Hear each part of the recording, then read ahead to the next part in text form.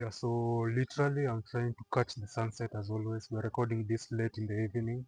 And on my way here, as always, I was just pondering on the whole concept of life. So I want to summarize to you your whole life, past, present, and future, in just a few sentences. Living through the heart simply means you doing things that you actually care about. You set intentions before performing anything or manifesting anything into your reality. Parallel to that, we have living through the mind or through the brain. For the most part, when you're living in your head, you're not going to perceive reality as what it truly is, which is something that you're creating. Think about it. You choose to wake up each morning and do whatever it is that you're doing, whether you like it or not. You're constantly choosing to do whatever it is you do on a day-to-day basis, not knowing that each and every day comes with its own unique set of blessings. But then you as a human being, you have to be in the present moment to even receive what is meant for that very day. The whole concept is you're supposed to be building something. You're supposed to be working towards a specific goal. It's one, you're doing your own thing and building something of your own, or you're building someone else's thing.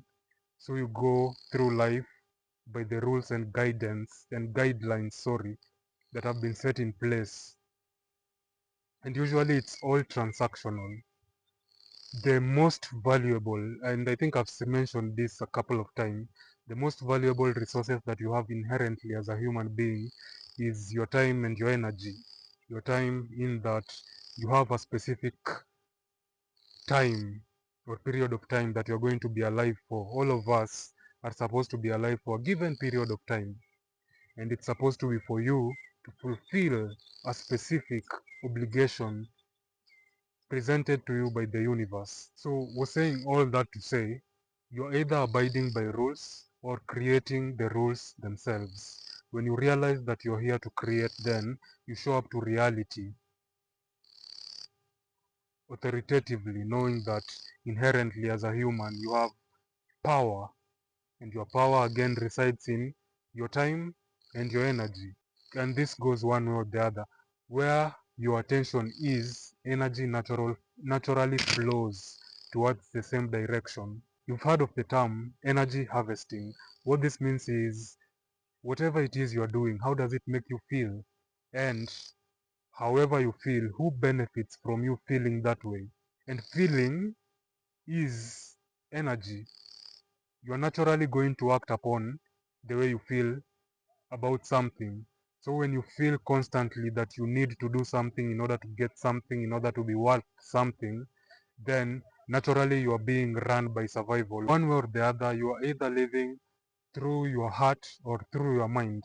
Your mind, for the most part, is your conscious mind, which is how you show up.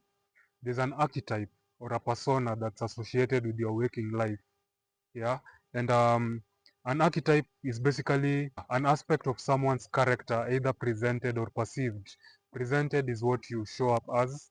Perception is how people see you. So there's how you show up, and then there's how people see you. Of course, people will see you how you show up. And like I was explaining yesterday while we were talking about authenticity, people will see you for who you are. So when your inner world is chaotic, you're going to project that to the people around you. And the people around you are going to respond to that energy, chaos. So there's nothing wrong with what is happening around you, rather it's something wrong with you, and it's usually your inner world.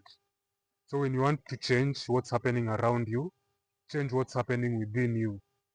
You know, a cup that is filthy inside cannot be used, but if a cup is filthy outside, that can be changed for as long as it's filthy inside. I'm not endorsing you to use filthy cups by in any way. So think about it. You're either living from your heart or you're living from your head. When you're living from your heart, then you take actionable steps and set intentions towards what you're doing. You know, it's building up, and it's not only benefiting you, but it's benefiting those around you. When you change your inner world, that impacts your outer world. You could be in a chaotic environment.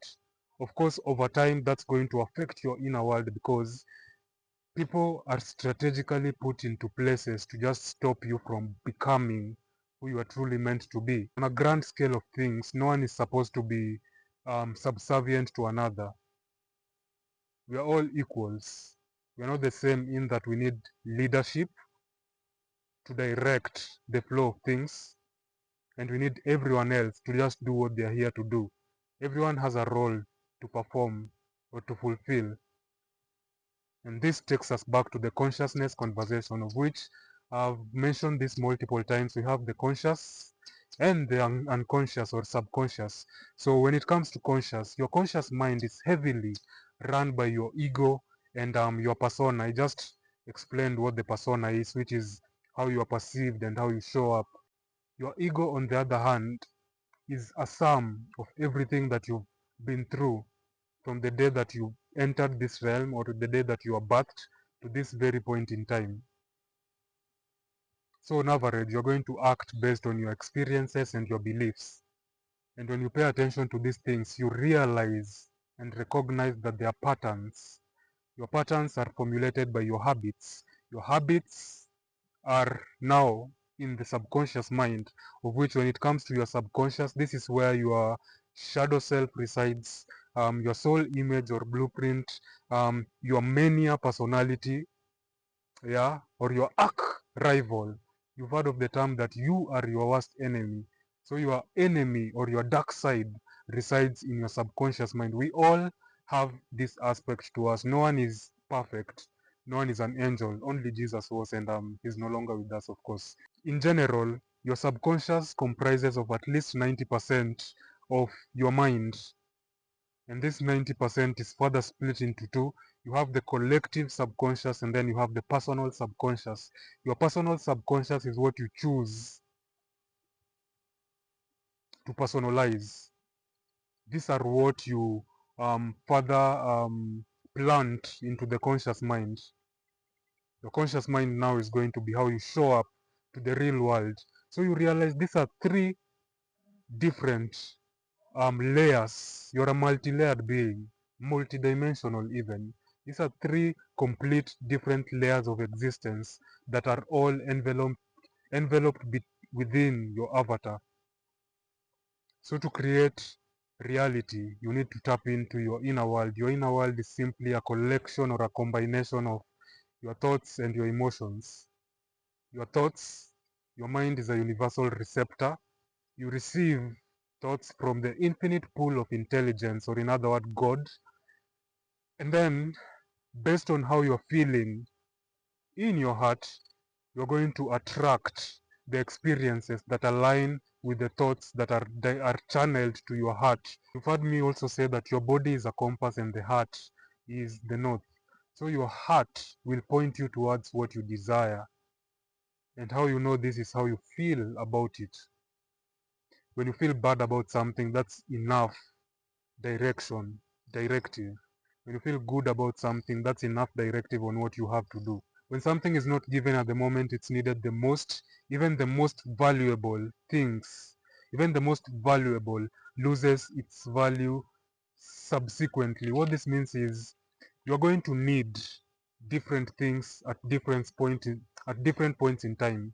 For instance, if you're in a desert, your priority becomes water and survival. But if you're in an abundant place, abundance of food and everything you might imagine, then you look for something more. At the moment, we've been pushed to believe that the most valuable, or we've collectively decided that money is the greatest unit of measure, that life cannot move when you don't have anything material, that material is the true measure of wealth. What if everyone is able to acquire material? Then what becomes valuable? It now becomes something softer, something intangible, something personal, something authentic. And that's when you realize that what makes you human is your ability to connect to other people. You connect to other people based on resonance. The best thing you can offer to someone else is solutions to their problems. When you solve someone else's problems, then wealth becomes imminent. And wealth can take the form of material or resourcefulness, your ability to tap into different things and actually do them real time. Simply put, when you act out of emotions, you prevent yourself from seeing the truth, which is abundance resides within you and not outside of you. Words create reality, so talk less and become more. Realize, become more, not do more. Because innately in your nature, you are a human being. You're constantly becoming. Becoming what? Becoming a better version of yourself. And how do you do that? The more you know, the better choices you make. The better choices you make, the more fulfilling life you have. The more fulfilling life you have, the more evolved you are considered. The more evolved your soul is, the better next lifetime or the better transition you make. That's simply the explanation of eternal life. The shadow is not your enemy, rather, it's there to protect you. Your shadow self is basically an accumulation of all the traumas that you've been through. And so, when you are hit with the worst trauma, all of these things are going to blow up in your face, and the people around you are going to suffer significantly. Or for what? Yeah. So making your shadow self your friend means you sitting with yourself and finding out like what makes you feel the way you feel and where is it coming from. When you get exactly where that is from, you research on the probable causes and solutions and next course of action. Like, you don't really need counseling and psychology as much as it's been pushed. All of these things you have to pay for, and God knows if you can even afford them. So learn how to self-therapize, because self-therapy will save you from a lot of things. At some point, if you don't do this, you're going to be tempted to click the switch button off. We all know what that means. And that's what brings about despair. Despair comes from a form of you ignoring your soul purpose. You can only do that for so long, and at some point, your soul is going to give up, and you're going to be pushed towards a corner where you don't see any other solution, you don't see the meaning of life, and you're pushed to do the unthinkable. So, I tell you this again, the solution to depression is expression. You're here to create. You're not here to consume. The more you consume, the more you want to consume. Feeding the beast means you submitting to your avatar, and your avatar has already been wired.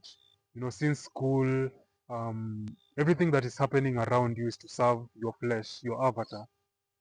And um, the habit of consumption, if it doesn't benefit you, it benefits someone else. Who benefits when you feel the way you feel? Who benefits from you acting out of character? There's always a give. There's always something to give. When you know this, then you are more cautionable towards how you are moving and what you are doing. In words and in conclusion, you are the soul, the observer, the conscious, gifted the ability to choose what you want to manifest and what you do not want in your reality. So it's not what you do, it's who you are. Knowing who you are means recognizing that everything that's already happening is working for your greater good, and you're actively creating your reality. Believe it or not, you're creating your reality actively, and the only way to change your outside world is by changing your inner world. I believe I've said this. So, yeah, in landing, take some ownership of your life. Don't allow yourself to be directed by what is happening outside of you. Some of the things that I'm talking about will only make sense years later. Some of you might never even understand this. Some of you are just going to scroll past this. All in all, I'm not trying to indoctrinate you to anything. I'm just pushing you to believe more in yourself. Take more action. Active, intentional actions is the only way that your reality is going to change. Other than that, you define insanity and then project that onto other people. Right now I'm outside, everyone is about their business. I appear to be the insane person, but I actually know what I'm talking about, and so should you. So wherever you are, whoever you are, whatever you are doing, wherever you are at in life, no matter how dire your circumstances are, Tomorrow presents you with a clean slate, and you can always rewrite your narrative the way you want it to appear. Nothing is written in stone tablet, and that's the beauty in it all. You can't change the world around you, but you can change who you are being. You change your being through becoming better. Becoming, you're constantly becoming. With that said, I'll definitely catch you on the next video.